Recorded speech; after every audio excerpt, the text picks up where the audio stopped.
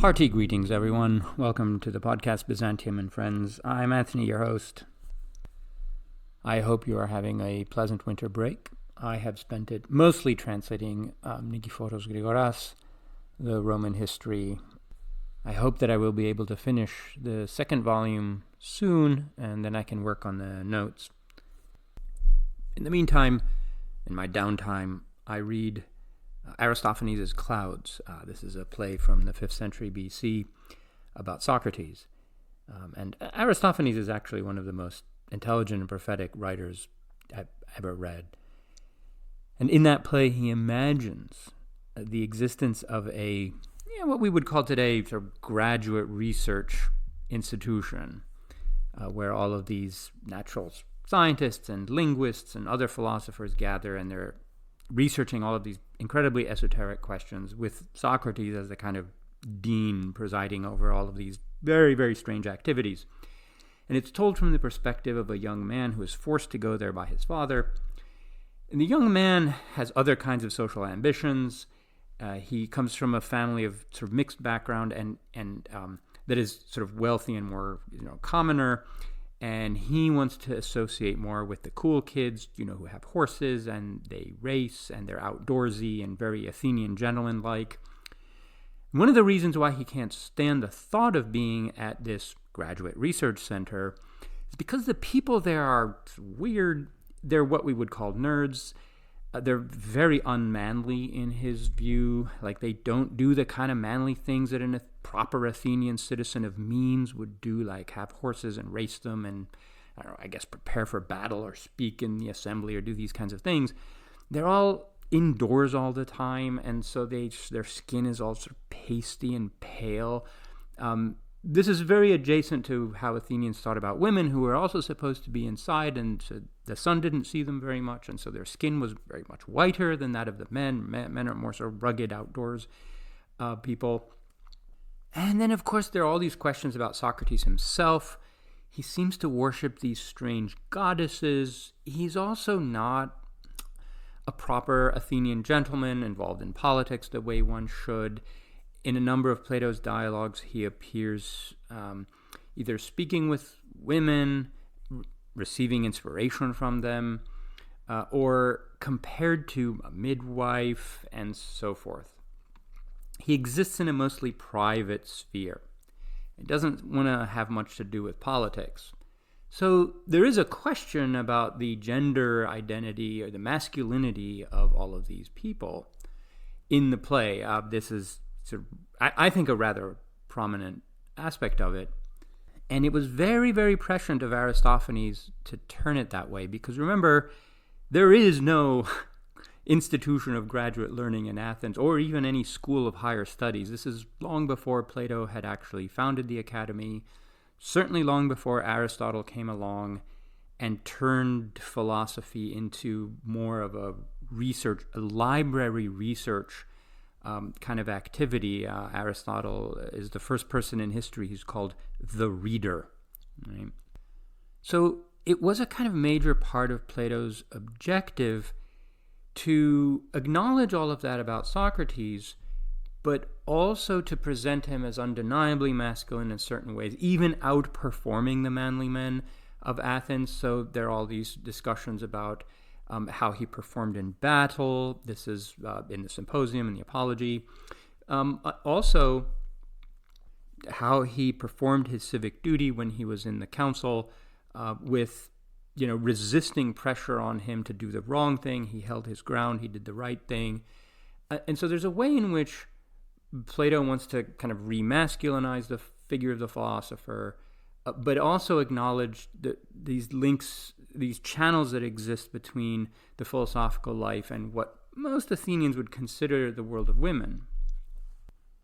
And so begins the history of Greek paideia as a kind of textual, philosophical project, which kind of culminates in late antiquity, or early Byzantium, or later Roman Empire, in a society that's to a considerable degree governed by scribes and bishops and philosophers and theologians and people like this. And you can see that long arc play out in one of the first major histories of education in antiquity. This was written by a Frenchman called Maroula.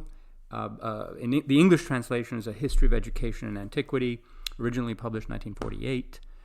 And it makes that kind of claim, like how did education shift from being about like horses and weapons to books and thoughts and ideas, such that the kind of ruling class men can be masculine, but be engaged in those kinds of activities, those kinds of occupations. Now, a great deal of emphasis on gender and gender identities in late antiquity does focus on the religious dimension. Ascetics and monks and bishops and people like that, in part because we have a lot more sources written by them and about them and talking about these issues, because as you will hear from the conversation, there is a kind of underlying anxiety about their masculinity that never quite goes away entirely. Now, part of the reason why that happened is because that old sort of archaic, heroic world of horses and weapons, that never went away. It became institutionalized in the form of the Roman army. But the Roman army contained way more men in it than ever served actively in the church, or were philosophers, or were theologians, or attended, schools for advanced study. And we sometimes forget about these people, especially as sort of setting the social benchmark for the performance of masculinity. But they were always there. I can think of almost no study of the masculinity of soldiers in real time as a social force throughout East Roman history. If you've written such a study and I'm forgetting it this morning right after a very big Christmas dinner, I apologize. The question, therefore, always remained an open one. Can scholars and clerics be real men, like manly men, especially when you have soldiers essentially all around them in certain ways, and protecting them from violence, or sometimes inflicting violence on them, depending on the circumstances? And this is a question that my guest today, Maroula Perisanidi, who is a professor at the University of Leeds, answers in her most recent book, which just came out. It is called Masculinity in Byzantium, 1000 to 1200, Scholars, Clerics and Violence.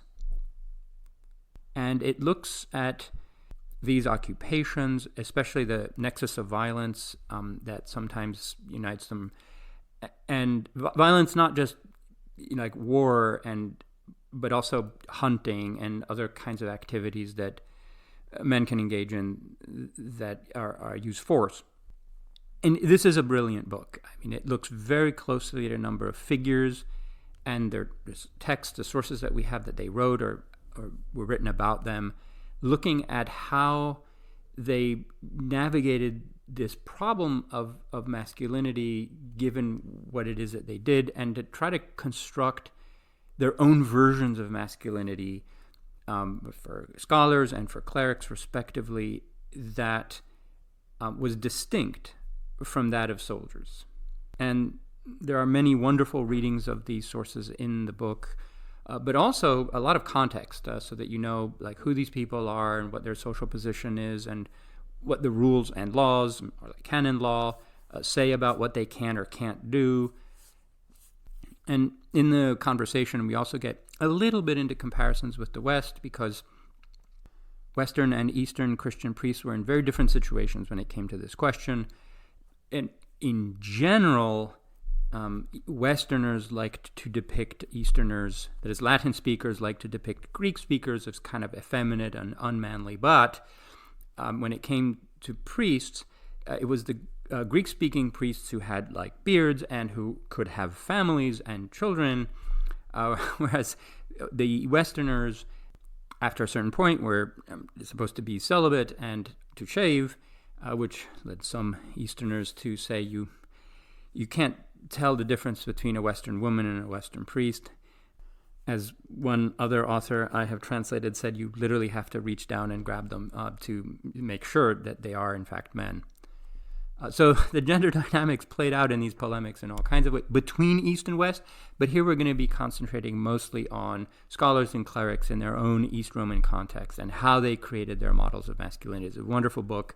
It was actually a lot of fun to speak with Maroula on this topic. Thanks again to medievalist.net for reposting these episodes. And I hope you enjoy this, and the next one will be in the year 2025. So enjoy this conversation until then. Maroula, thank you for coming on to the podcast. Always a pleasure to talk to you. I was very happy to see that your book was released recently, and I thoroughly enjoyed it. That's very kind. Oh, yes. And I'm going to give this an interesting title. I'm going to call it something like, Can Scholars and Priests Be Manly? Boy, that'll get a bunch of downloads. Okay. It's a kind of current topic of interest, and maybe we'll get into it a little bit.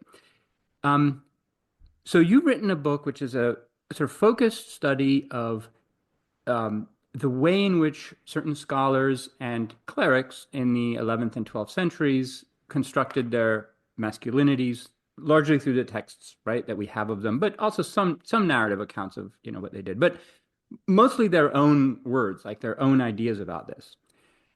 And let's start off with this question, which is kind of a relevant question.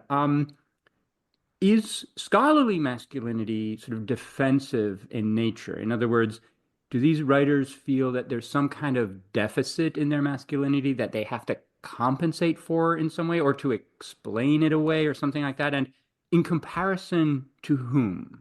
Why don't we start with that? Mm-hmm. Yes, it's an interesting question. I'd say that any position higher up in a hierarchy is defensive. So most, if not all, masculinities are defensive in nature, because being recognized as manly is inherently social, isn't it? So others need to accept you as such. So on one hand, there is, I think, personal defensiveness. Do I qualify as a man? And then on the other, there's a broader concern, like, is my brand of masculinity respected or sufficient? And I think if we think about an East Roman scholar, so this defensiveness could operate on two levels. First, he might feel the need to prove his masculinity against the military men of his society, whose strong bodies and fighting prowess were culturally idealized. And second, his scholarly identity, so what he's staking his masculinity on, could make him anxious about how he measures up as a scholar. So, you could have imposter syndrome at that time too. So yes, I'd say there's a lot of defensiveness, both within the group and with other groups. Right. So I was recently reading Reeves' book, who's I think sociologist or something, of Boys and Men, and he's sort of talking about the crisis of masculinity in contemporary society and all of that. It's a conversation that is sort of creeping into the mainstream. In fact, by now it might very well be mainstream. And he made the point that masculinity is always in crisis and sort of defensive in a way that sort of femininity traditionally is not. Like, women don't feel, insecure. I mean, there are contexts in which that can happen. For example, if you choose not to have children, you can be like held, it's like, oh, you're falling short of certain sort of feminine ideals, not having children. But that masculinity, precisely because it's so wrapped up in performing certain kinds of acts or being a certain, it's always having to prove itself. And that's right. Yeah. So it's not, I agree with that. yeah. It's not just the scholars and the clerics, but certainly also like soldiers are constantly under, this kind of scrutiny and surveillance. But you're right. So like these people like, like Salos and Zedzis and so on, they're reading like Homer and they're reading all this Roman history, and it's full of all these heroes and warriors, and their society is run by the military men and people like this. And so there are like built-in standards of masculinity that they might feel they're not living up to in some way, and they have to develop what you call this sort of alternative brand. Hmm. Um, like just even in their literary tradition, like where might they look to find these sort of alternative models if they're not just straightforwardly military or heroic? Well, I think other authors could also be models for them, and they could. I mean, the even texts that are very military in their nature, they would have definitely shaped their thought about masculinity. I think the even if it meant that they sort of rejected what they saw in Right, it or tried to appropriate it, but they definitely reacted to it. Um, so, for example, if you've mentioned Salos, so in one of his letters, he openly admits that he was useless on horseback. He couldn't throw a javelin or shoot an arrow. But that was okay. What mattered to him was his knowledge of warfare tactics. And interestingly, he showed that by referring to Homer and the Iliad and the battle formations of the Greeks in right, it. right, right, So those texts might have been, idealizing military ideals, but because they were transmitted through writing, it meant that their author and someone like Pselos, sort of a person studying them, is who becomes the ultimate authority. right, right, Right? So scholars, in a sense, had to play all roles and they had to acquire specialized knowledge about the military, about these formations, because they're in the books, they need to understand them, they need to interpret these military tactics and ideals for their readers. right. I think Exactly. that, yeah, you can imagine them as living and reliving actually the battles that are described in these texts, right? Yeah, yeah, yeah. Um, And there's a role for like the strategist who is a theorist rather than an actual sort of hand-to-hand yeah. fighter. But also, let's not forget that 60% of the text of the Iliad is speeches. Mhm. And so, giving advice and sort of right, the whole sort of social and political maintenance of the context of the army, that's also very important. And yeah, I mean, there are all of these things. But the problem of violence sort of keeps Mm. recurring. So why do we or you in your sort of the way you grapple with these issues, why do you center violence in discussions of masculinity? And I Mm. ask this for culturally specific reasons, that there are some cultures that seem to not have a limit to how much violence is Mhm. appropriate for a man. I mean, like Normans or Vikings at some times, but in this particular society, too much violence, it makes you bestial, not like, sort of subhuman, or like you're failing to live up to masculine ideals because you're failing to live up to human ideals. So yeah, so can you talk a little bit about this question of violence? Yeah, so I agree with what you said. I think the East Romans believe that violence, and especially the anger that can come with it, could turn someone into a beast. And in fact, I think anything that was done in excess in their eyes could make someone effeminate, even too much sex. So definitely too much violence was Mm, not good. But to answer your question, I didn't set out to focus on violence. So my interest was with scholars and with clerics, and I noticed violence yeah, cropping up in the sources. I think it was lucky in a sense because violence, or perhaps the lack of violence, is also a major theme in how Byzantium is viewed in mm, modern scholarship. So, you get people asking, was Byzantium too pacific or too bureaucratic, not militaristic enough, right? And from there, we can also get to were the Byzantines effeminate? right. So yeah, that was also in the background of my thinking It's hard about to that. avoid those pitfalls. And I've I been mean, at a I think the whole question should not be um, posed in those terms, right, of sort of collectively, Byzantines collectively as a people being one or the other. right. I think Yeah, that's yeah, yeah. problematic. Yes. Um, I mean, I think that there's substantive differences between societies or social groups that are like raised from an early age with weapons and like horses and expected to. And I know that there are some people, even in this society, who did that. Like I imagine someone like Tzimiskis probably was. I mean, these kinds of people. So when it comes to these scholars constructing their own sense of scholarly masculinity, what are the focal points? So what sorts of things do they showcase or bring forward to make the case that they are Mm. sort of manly men in their own fashion? Um, the short answer is knowledge, I guess, particularly classical references and classical precedents. So we've mentioned Homer and Salos, use of it, him. But we can consider another example. So the 12th century scholar Ioannis, whom you've mentioned briefly, I really like him because he was quite full of himself, right? So Mm. he preserved his collection of letters, but he also wrote a poetic commentary on his letters, highlighting all the clever stuff he had included in them, and sort of often things about classical allusions and so on. Fantastic. So I really love him. So in one of his letters, Dedis defends his emotional connection to animals and the open expression of feelings. So these are traits that might have been seen as feminine, right? But he still says, we should mourn for people, we should show our emotions. And to make his case, he references the Roman general Crassus, who famously mourned the death of his pet lamprey, as we find out from Plutarch.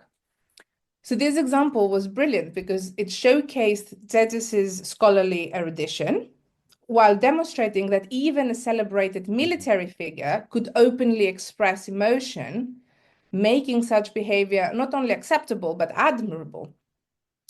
And I think more broadly, I'd say that each scholar could adapt his expression of scholarly masculinity to, his own experience of life. So Tetis loved animals and he could find philosophical precedent for that. Another scholar, Grigorios Antios, for example, whom I have a chapter on, he experienced chronic illness and had a frail body.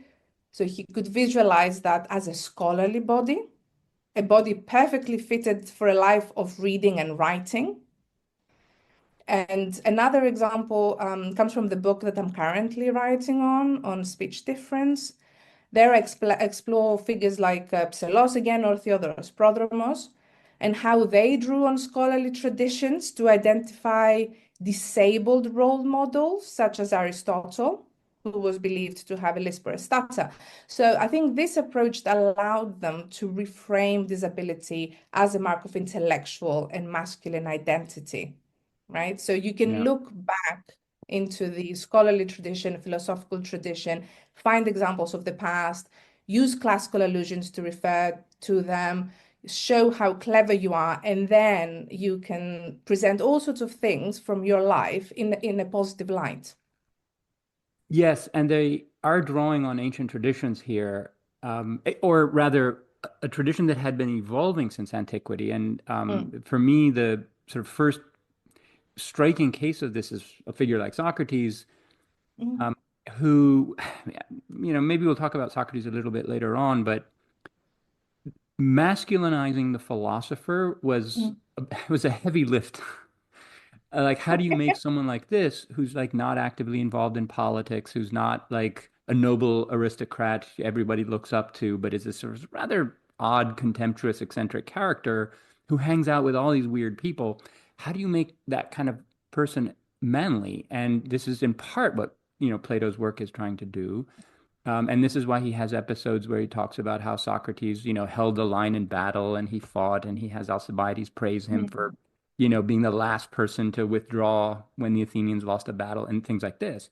mhm, Um, and, the whole idea of how you make the philosopher into a model citizen, yeah, Paul Zanker had studied this through images and so on, like the philosopher as a model citizen, but also as a very sort of manly figure. Think of the beards.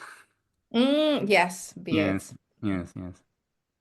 But I wanted to say, I mean, this is something that I really like about your analysis, like what you just said earlier, because so much of the book, you find these episodes or texts where you situate masculinity at the intersection of like Mhm.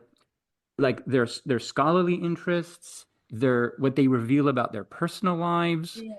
and also the way in which they use, episodes from antiquity or classical learning to position themselves, in that light. And you're always doing this in the book, and I really like you're repurposing some of these episodes to speak to the questions of masculinity. And Mm. like, I've read a lot of these texts, and I had never thought about them that way. But when you do it, it's like, oh yeah, now yes, that makes perfect sense. Oh, that's Anyway, great. this is very Thank you. eye-opening in this way. That's So one very of the kind. things that they use are metaphors of fighting and hunting, Mm. like using them for what scholars do. Mm. And this was a very striking aspect of Salos's writing. I remember this when I was translating his orations for the patriarchs. But why don't you tell us about that? Like, what kinds of metaphors are they? What are they used for? And how do you read them as sort of expressions of masculinity? Yeah, so they could use, like you said, metaphors of fighting and hunting. The Tetis, for example, described his writing as fighting and his tongue as a shield or a spear. So different body parts could be playing the role of weapons. Hmm. Um, and I think, but the thing is, like you said, these metaphors also were not unique to scholars, and they do have long traditions of being used for religious men and even religious women. So I do think that they can masculinize the person they're referring to. But in some way, they're also quite subversive, and I think they might change the way we see fighting, right? If you start applying it to everyone, I think it can also become a bit more diluted. So I think it's part of their strategy. It's not their only strategy. So they do appropriate these metaphors and they'll say, what I do is like fighting, what I do is like hunting. With writing, hunting can work quite well as well. Yeah. The hunting for information or Yes, yes. uh, but it's not their only strategy. So that's sort of step one. I can do what you do. I can fight. I can wrestle. But I can also do something better, I guess. So I was actually struck by some of these images because Pselos talks about um, like learning dialectics or philosophy or having like debates with other scholars as literally Mm, stripping down and entering the arena. mm, And mhm, suddenly you're picturing these, six packs and like just like ripped torsos, like, and they're grappling and they're wrestling the opponent to the ground and winning, mm, wreaths and things like this. And like, no, no, you're just writing an argument on a page. Like that's what you're doing. Um, but you're left with this impression of very striking masculinity. And the hunting, you're right too. I mean, I remember this very vividly from Plato's Republic, where there's a scene where they're hunting for the truth, mm, and the mhm. and the truth has hidden in some bushes, and the hunters surround the bushes, and they have to like, I don't know, send the dogs in or something to get the truth to Wow, come amazing. out. Yeah. And I'm like, okay. This is just Socrates, annoying someone with his questions, but that's how it's presented, right? Um, but it's also a very striking feature of early Christian discourse, especially with regard to martyrs. And so Hmm. martyrs are conventionally called the athletes of Christ, Mm. and because they're literally brought into the arena, right? Like it's That's it's all right. yeah, it's not entirely a metaphor.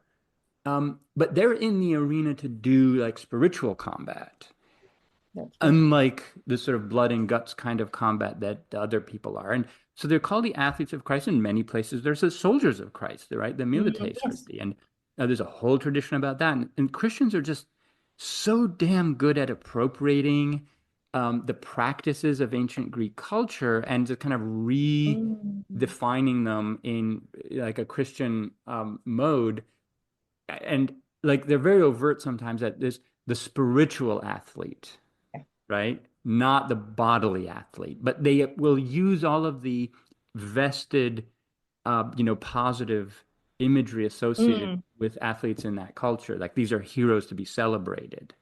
That's And right. but you're entirely right. They are subverting actual athletes. Mm. They don't Mm. care for that one bit, right? or actual soldiers. And Eusebius goes on and on about it. Like these bloody wars waged for money and land. Like he thinks this is just whatever. And so they're taking that imagery and using it deliberately in a focused Mm. way to subvert the non-metaphorical practice. Yeah, and I think scholars build on that, right? So the religious spiritual fighting had been there for a long time. So there was a long tradition of it, and Yeah. the scholars also taking a part of that pie. So do you find that your authors are sort of pushing back against traditions of martial masculinity in hunting? Like, do they sometimes scoff at like Mm, Komnenian yeah. types who like actually going out to hunt? No, definitely, there's a lot of pushing back against, for example, riding a horse. They might prefer riding a mule instead, which is sort of quite a strange choice, perhaps. One of my favorite examples comes from 12th century scholar Gregorios Antiochos. So he was writing at a time when soldiers' bodies were celebrated for their strength and their endurance. But he critiques this ideal by comparing the soldier's body to other physically strong but socially undervalued figures. So he has a letter to his teacher, Eustathius, where he describes how professions shape one's body. So that the stonemason becomes like stone, the porter's swollen forearms and calves resemble pregnancy. Not great. It's not great.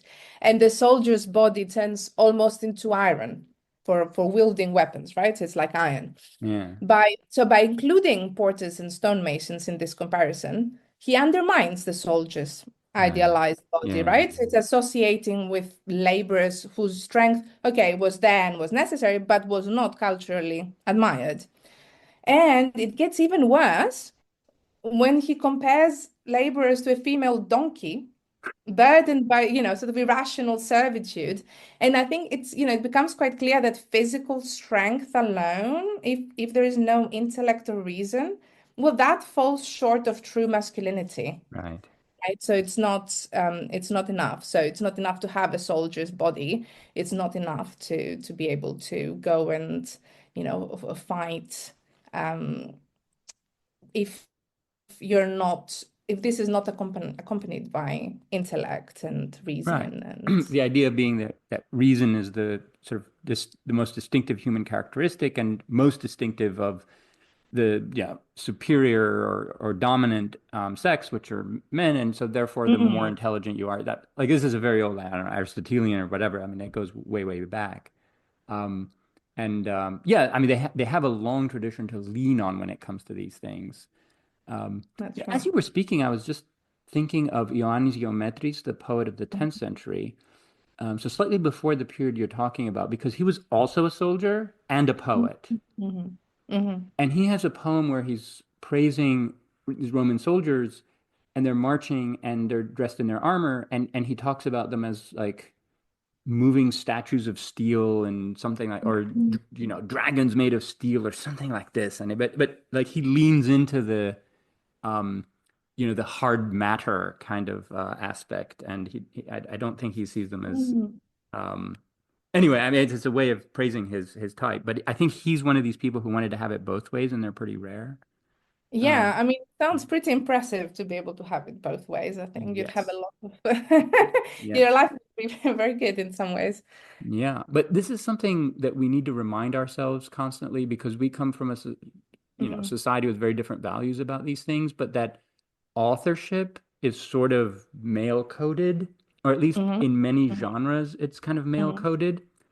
Definitely. And yeah, I was particularly struck by Leonora Neville's book on Anna, Hmm. because Hmm. I mean, she really exposed just how historiography in particular was very male coded, and for Anna to be doing this was transgressive of like, gender expectations, and how she had to make adjustments for that. Um, but so you have a number of passages you look at where authorship is kind of male coded in this way, and you have one in particular that I really really loved, which is Hmm. where Psalos is describing his own birth, Hmm. Again, a passage I had read so many times, but I never actually thought about it in this way. So, can you tell us about this? So, this is in the context of the sort of gendered reading of his autobiographical persona. How does he describe his birth? Yeah. Actually, I just want to say it's interesting you mentioned Anna, and I might come back to her because yeah. Well, I, no, go do it now. no, I'll tell you about Salos's birth, but I'll Okay. keep Anna in mind. I think we should mention her again before the end. Um, yeah. So I also find Salos's birth scene quite fascinating because he ties his identity as a man very clearly to his role as a writer. So it's in his encomium for his mother, and he tells us that his family had two daughters before him. And the first daughter was celebrated, but the second was, she brought disappointment because the family really wanted to have a boy.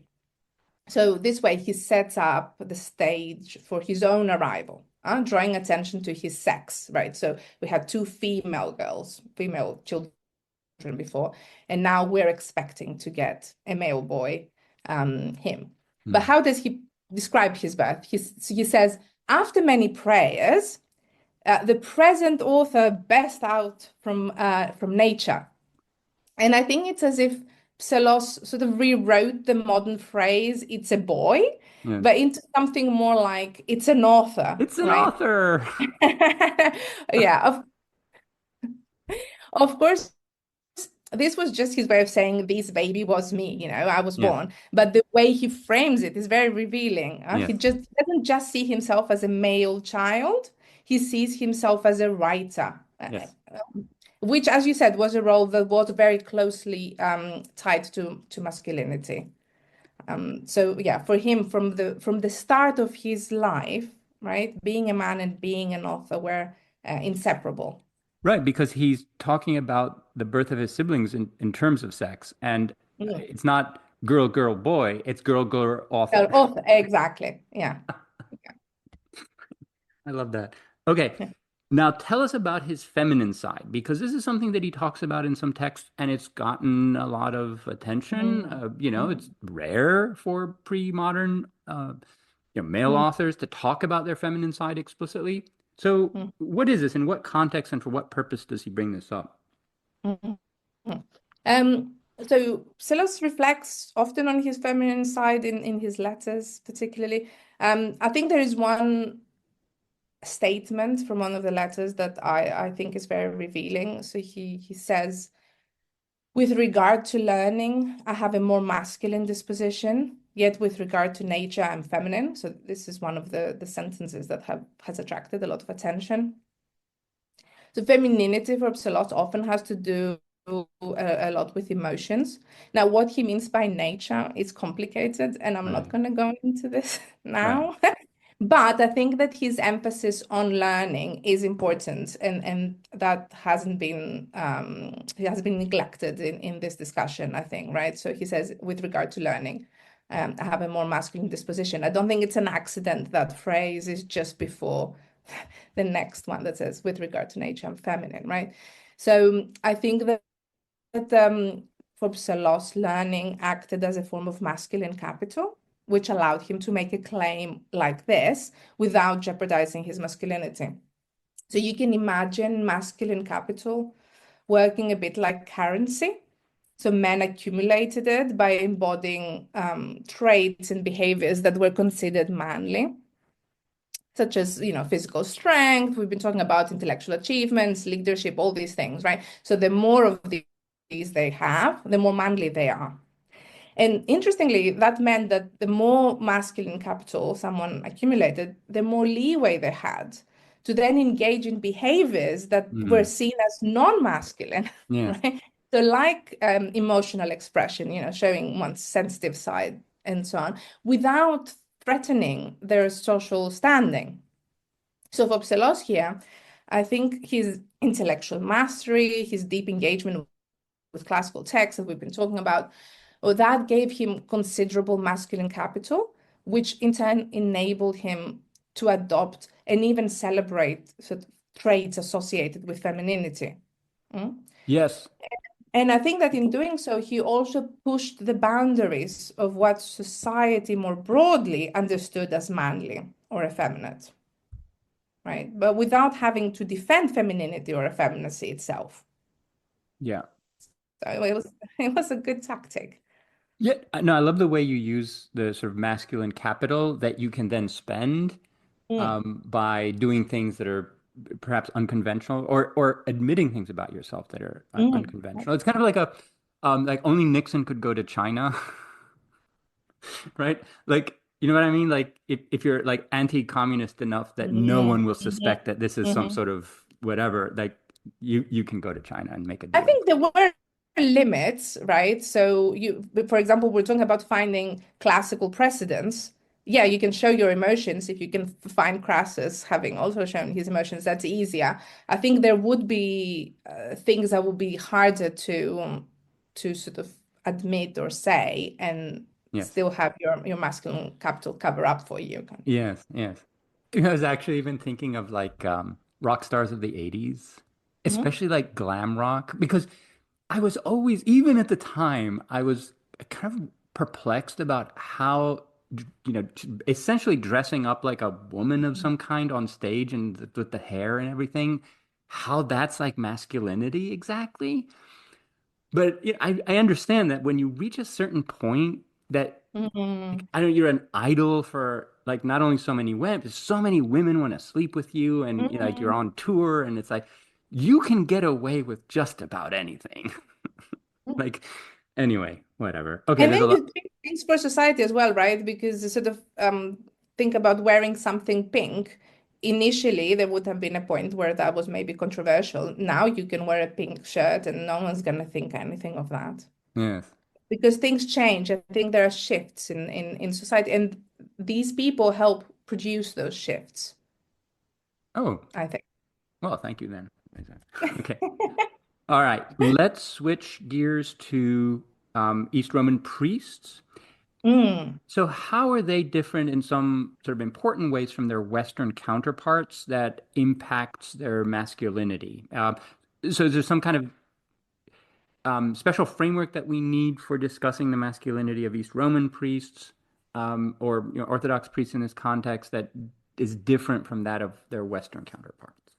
hmm Um, yeah, I think East Roman priests had a very different experience of masculinity compared to their Western counterparts. And it is something we need to keep in mind. In one big difference is that in the West, there were reform initiatives like the 11th century Gregorian reforms, and those worked very hard to create a clear divide between clerics and laymen. And it meant that clerics had to be celibate, separate from family life. Their masculinity often became tied to their spiritual authority rather than other traditional markers like fatherhood or supporting a household and so on. So that's a big difference. And in Romania, secular priests were allowed to marry, they could have children, they could live family-centered lives. They just needed to abstain from sex before performing their liturgical duties. I mean, even bishops who are a bit different, they could have had wives whom they sent away to a monastery before ordination. So they could have still, already proven Mm. their manhood. They could have been fathers, Mm. breadwinners, and so on. So in some ways, the masculinity of clerics in Romania looked more like that of laymen compared to their Western counterparts. There were some clear distinctions. So I think violence comes up here as a big difference, Yeah. because they were prohibited from fighting, from in battle, but even like defending themselves or acting out in anger, they were not allowed to do that. Um, so yeah, in this respect, even East Roman clerics were a bit more like monks. So, but I think to come back to this question of what that means for studying them, I do think that categories like clerical masculinity or religious masculinity, monastic masculinity, and so on are still useful. for both areas. They won't mean the same thing. Right. Um, I think East Roman clerics had less to prove in terms of their masculinity. Right. Um, but having said that, um, I think and they could be more similar to secular men, but I think that the main problem we have is that Byzantinists often overlook the significance of clerical status. So the biggest difference, there are differences in terms of the sources, like if we think East Roman sources, Western sources, how the clerics were at the time. But I think the bigger difference is also historiographical. Um, Oh, so Byzantinists, I think, often we don't even know if someone is a cleric or not, right? So I'll come across someone who's quite well known. I won't know when they were, but if they became a monk at some point, I might have right. to look quite a lot because it's often glossed over these details. These are details that are glossed over Yeah, yeah, in yeah, yeah. secondary literature, right? It's not the first thing you mention about someone. And I think someone's clerical status is much more prominent in Western historiography. Right. People take it more seriously about the impact that it would have on someone's life and how we understand their identity. So I think we just need to take that a bit more seriously. Um, I think even if they were not that different from laymen in some respects, they were in other respects that are significant. So we still need to take it seriously. Right. So on a certain level, priests and especially bishops sort of function as kinds of heads of household. This is something that Tina Sessa at Ohio State, her first book kind of sensitized me to this, that especially bishops, they are performing a very masculine coded role in being the head of this ecclesiastical household in a way. It's a metaphorical household in some way, but Mm, it's another one of these repurposed metaphors. mm, Um, so that gives them a place of prominence and power in society that's, very masculine. And in the East Roman context, it's not only that the priests can marry or that even bishops can have been married, mm. um, but they have the beards, That's right. right? Yeah. In contrast to their Western counterparts after a certain point, this was like a big talking point in the kind of, back and forth that they had with the Latins and the That's Greeks. right. Yeah. Um, but still, I mean, even though they're more integrated in society, they're actual heads of household, sometimes they're fathers, they still might face some kinds of deficits with regard to masculinity. So can you talk a little bit about those? You mentioned them there at the end. So what is it that Orthodox clerics might have to prove, or how might they go about doing it? Um, or how does the rest of society look at them, and their masculinity, perhaps in cases of violence? Yes. I think clerical fighting was a preoccupation in Romania. It does crop up often. And the striking difference is with clerical hunting, which doesn't actually come up much at all. While in the West, the two were very linked, and we Mm, find regulations about both. They were concerned about both of these things, right? Um, Now, I guess thinking about East and West, I'm not sure that the reasons why they were preoccupied with clerical fighting were the same, and they seem to have also played out differently. So, Western clerics who transgressed the rules and did participate in battle, they seem to have been rarely deposed. Instead, sort of their transgressions were often addressed through cautionary tales meant to scare them into mm, compliance. So, like one story I really like is from this 12th century chronicler William of Newburgh, who tells the story of a cleric so obsessed with hunting that after his death he came back as a zombie. Right. So you don't want to, if you're a cleric, you don't want to hunt all the time. You could become a zombie. But so in Romania, there is it looks very different. I think there is more talk of people being deposed And we also find a certain number of people who left the church entirely to become soldiers. So there's sort of uh, more clear-cut difference between cleric and soldier. And I think that has implications for clerical masculinity as well. Because in the West, you have sort of the tension being embodied in figures like the warring bishop, Yeah. who navigated two contradictory roles at once. While in the East, clerics tended to leave the church before engaging in martial activities. So you Yeah. get a clearer sense of what it meant to be a cleric and how that role was different from being a layman in terms of how violent you could be, right? Right. But then it also complicates things about religious status, because we said, yes, we need to know what the religious status of people in Romania was, definitely, but it doesn't seem to have been as permanent, right? So it's not just someone became a monk once and then you know what that means exactly. Right. Right. So someone Yeah. could Yeah. abandon it. It's against canon law, by the way, as well, but it happened. And Yes. people didn't seem to find it very strange. So, yeah, I think for me, it means we should pay even more attention to religious status and how it ended up playing up in someone's life, right? Yes. You're exactly right that sometimes we don't know what the status of some of these people is, or we ignore it. And in some cases, it doesn't seem to be all that relevant. Salos, for example, was technically a monk Mm, at the time when he was doing most of his writing that we have, mm, but it's not something that seems to have like changed his life very much. I'm not even sure about the circumstances of his life. He might have been on like detached duty at the court. mm. I don't know. Anyway, He um, refers to it though in some letters. So he will yeah, refer to, what the rules are and what we are allowed to do and we're not allowed to do and other people are allowed to.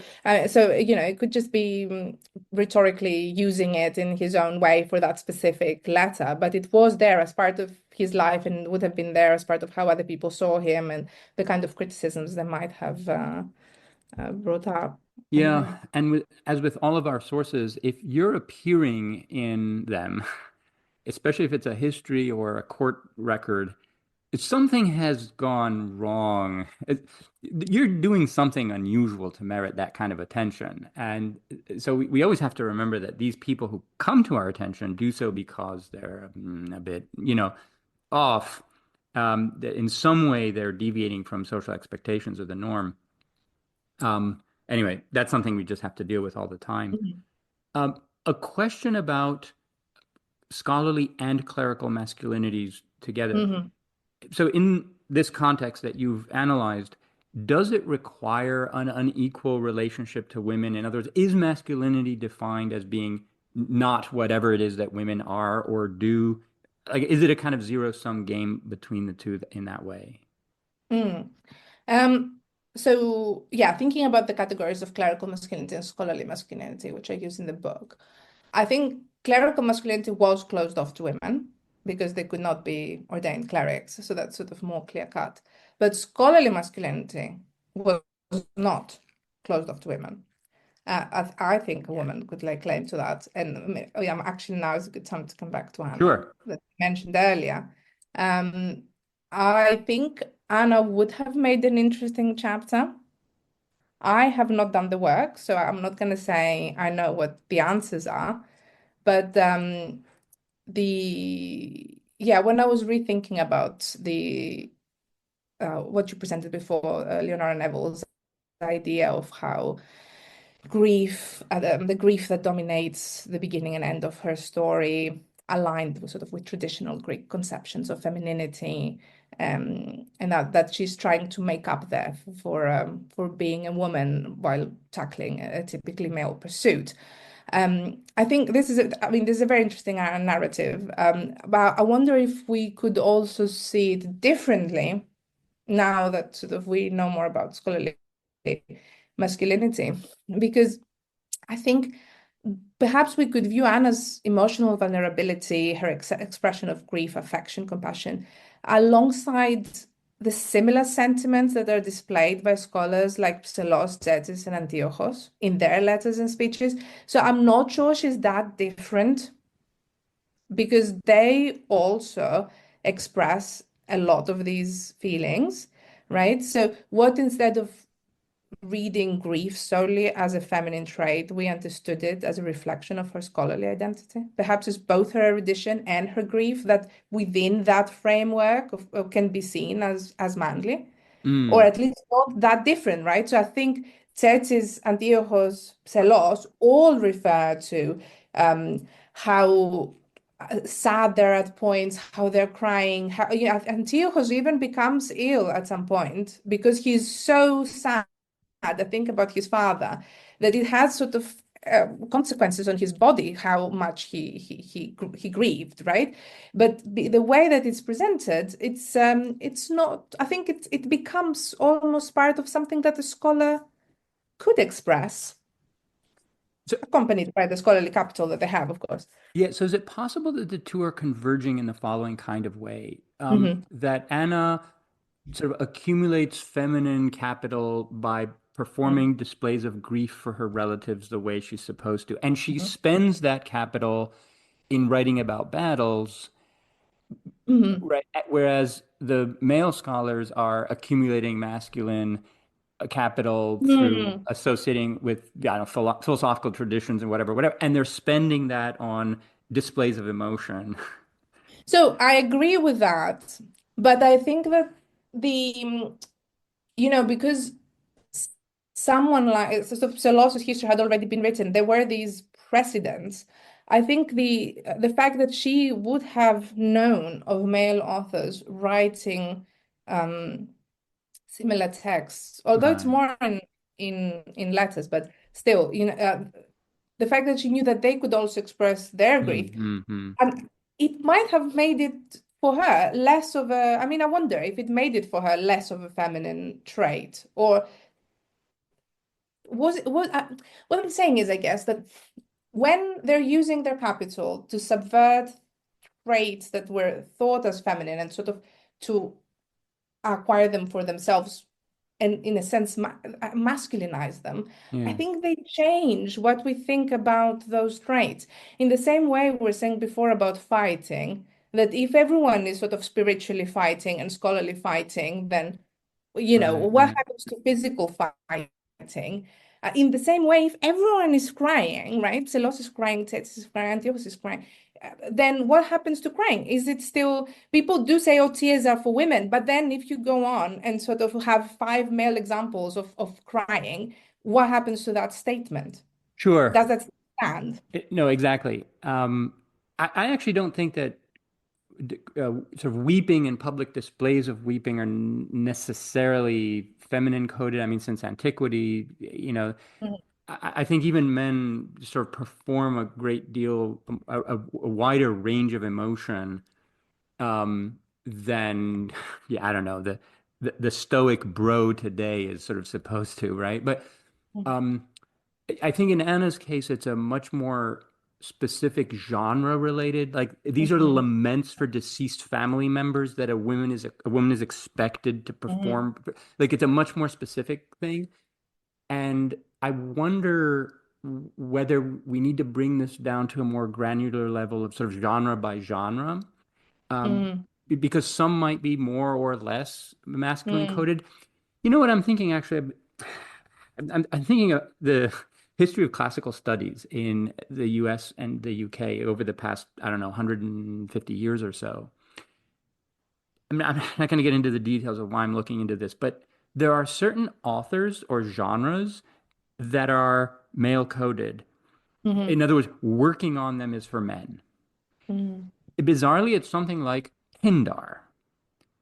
If you go back, Pindar is a male because it's men praising men for doing manly things, right? Okay. Whereas tragedy and lyric poetry, so Mm. early classical scholars who were women, like those were their domains because there's a lot of emotion and like and actual women in those, right? Or working on politics and war, that's a male thing, but religion and Mm, ancient religion was an area where women scholars could, and it was like, okay, you could go work on that. There's a lot of domestic sphere stuff. There's a lot of actual women involved in it. And so there was this kind of like gender mm, distribution of labor by genre and topic. And it's interesting to see when some of these break. Like, mm. when does Thucydides become okay for women to work on? And I don't know, maybe it's Jacqueline de Romilly or something like that, right? And like Virgil, I think Virgil didn't break until the 21st century. Mm, It's like all men writing on, sorry, the Aeneid, mhm. which the first line is arms and men, Yeah. arms and men, right? Anyway, there might be a, sorry, I went off a little bit here on a Yeah. tangent. No. So at any rate, we can wrap this up with the following kind of question. Mhm. Looking at scholars and clerics, it would you say, I mean, I think that one of those fields, the scholarship, has broken out of that binary of male female. I think by now, like I mentioned, there's some genres that are still, Mm. kind of coded, but the clerical one, less so, at least depending on what church you. Yes. And so, does your book have any, what are your takeaways from the book and your research for this kind of question? Like right now, is it speaking to them? Mm. Um, Now, just to say that I'm not as optimistic as you about sort of the association between learning and masculinity having been Oh completely yeah. a thing, removed a thing of the past. Hmm. I I think a telling example is student evaluations of teaching at Ah, yes, university, yes, yes.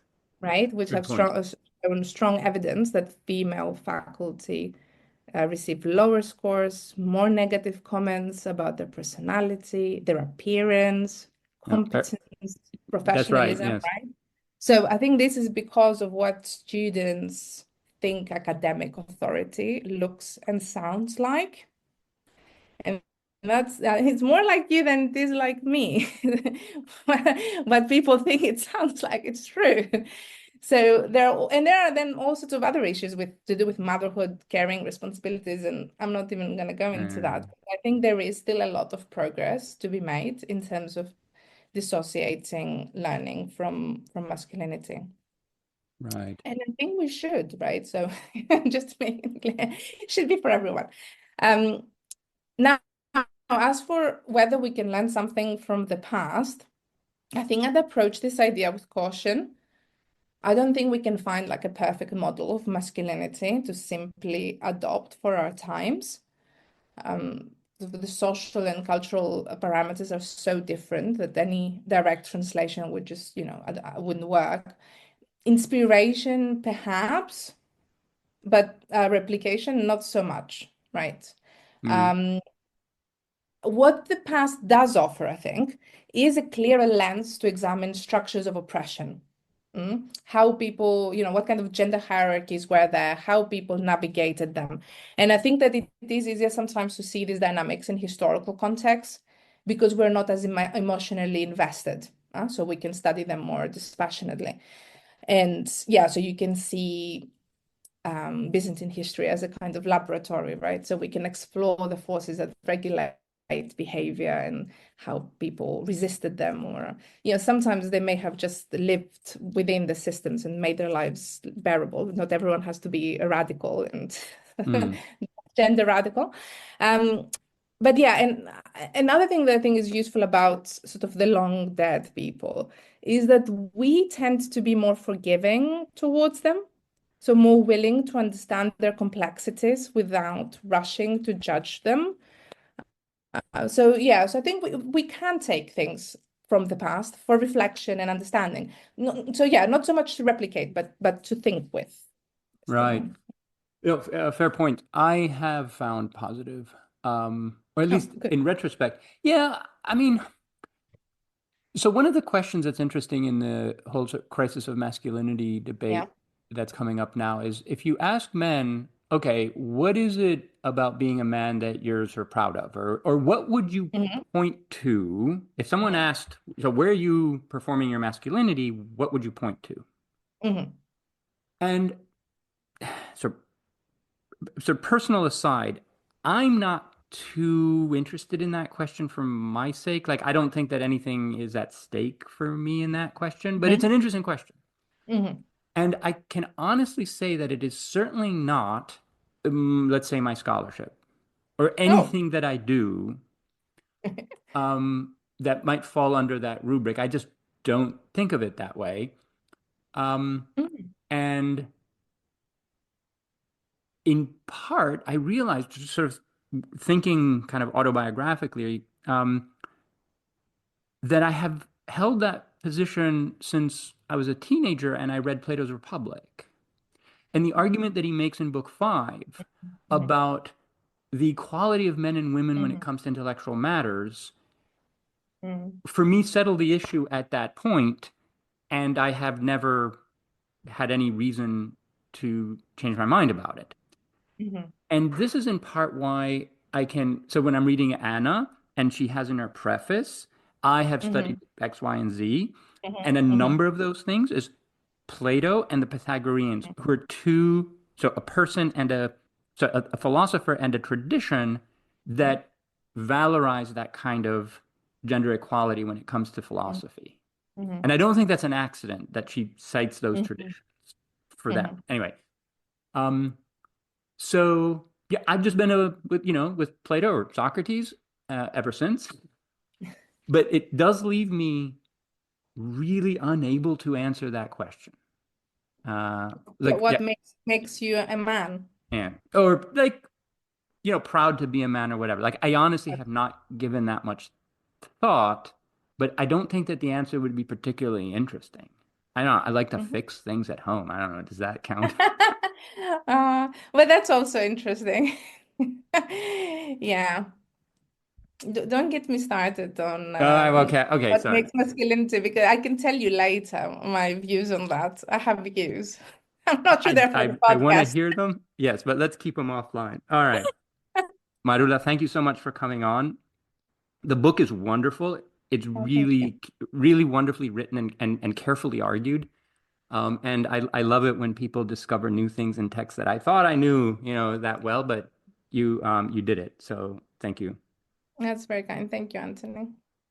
So take care, and we'll speak to you when you publish the next one. Oh, that's soon, by the way. All right, I look forward to it. Bye Bye. bye.